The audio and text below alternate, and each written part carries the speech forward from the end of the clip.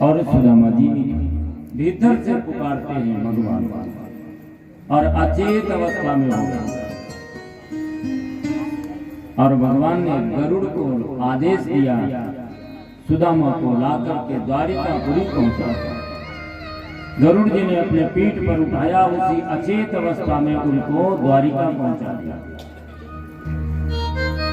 जब चेतना आई तो देखा कि किसी बड़े नगर में आ गए हैं। पूछा ये नगर कौन सा है? लोगों ने बताया ये तो द्वारिका है। सुदामा ने सोचा कि यदि सचमुच द्वारिका इतनी आसान थी, इतनी नजदीक थी, तो मैं पता नहीं कितने चक्कर मिल गया होता कि नहीं आता। ऐसा लगता है कि भगवान को पाना बहुत कठिन है, लेकिन सच्चा प्रेम हो जाए, ऐसा विरह हो जाए जो गोपियों के अंदर आया था। इसलिए उस विरह की चर्चा पहले हुई, कल भी। ऐसा विरह हृदय में आ जाए भगवान से मिलने के लिए, तो भगवान उस जीव को जरूर मिलते हैं। और सुदामा जी ने लोगों से पूछा कि द्वारिकाधीश का राज प्रसाद कहाँ है? हमारे बचपन के मित्र हैं। जब ये कहते कि बचपन के द्वारिकाधीश हमारे मित्र हैं, तो लोग उपहास करते हैं। बेचारा ब्राह्मण है, गरीब है, गर्मी में भटक गया है, दिमाग काम नहीं कर रहा है। कोई कहे द्वारिकाधीश हमारे मित्र हैं, कौन मानने वाला है? आज भी कोई बेसहारा और पागल आदमी कहे प्रधानमंत्री जी हमारे बचपन के मित्र हैं, तो आदमी उपहास ही तो करेगा। और जब ऐसी जगह पे वो पहुंच गए, सचमुच द्वारिकाधीश के द्वार पर पहुंच गए, और वहां पर द्वारपाल को उन्होंने अपना परिचय दिया।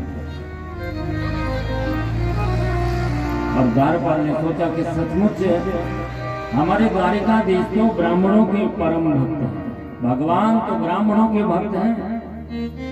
ब्राह्मणत्व कैसा? सुदामा का।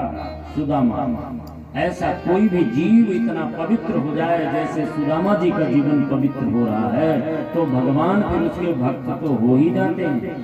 कूदो मोहि भक्तन अति प्यारे। कोई जाति से मतलब नहीं है। ब्राह्मणत्व एक अस्तर है, उस अस्तर तक पहुंचना है जीव को, तो भगवान उसके सहज मित्र हो जाते हैं। और जैसे जाकर के सूचना देता है द्वारपाल, शीत पगान जगातन में प्रभु जाने को आही बसे ही ग्राम। और पाए उपाय की नहीं सामा, तारी खड़ो दूटे दुर्लभ एक रहो चकी सुधा रामा। पूछत दीने दयाल को नाम, बतावत अपन नाम सुदामा। पूछत दीने दयाल को नाम, बतावत अपन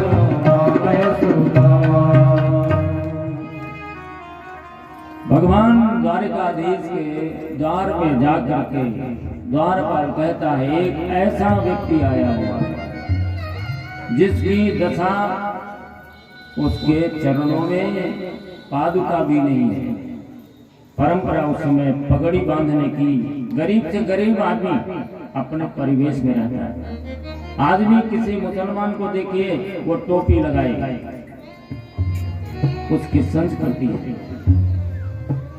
और हमारे यहाँ तो हम जनेऊ पहनना और तिलक लगाना भी भूल गए। हमको लगता है कोई छोटा न कह दे, कोई कमजोर न कह दे, तिलक लगाए हैं तो कोई उपहास न कर दे। हम अपनी संस्कृति के प्रतीकों को भूलते जा रहे हैं। वो 3 बार नमाज करते हैं, तो एक बार मंदिर में जाके प्रणाम भी करने को तैयार नहीं है। और यदि हमने अपने संस्कृति को महत्व नहीं दिया, तो आने वाले समय में हमको अपने ही देश में जगह भी नहीं मिलेगी।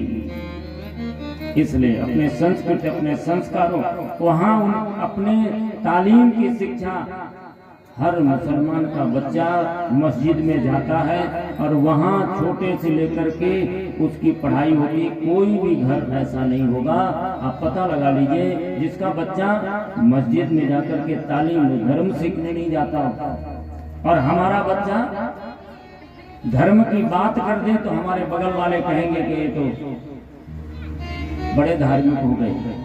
और ऐसा होगा तो हमारा धर्म सुरक्षित रहेगा क्या?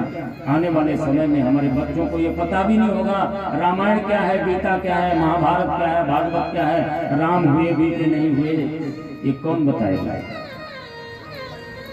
इसलिए आवश्यकता है कि हमको अपने उन बच्चों को भी ये शिक्षा देनी चाहिए।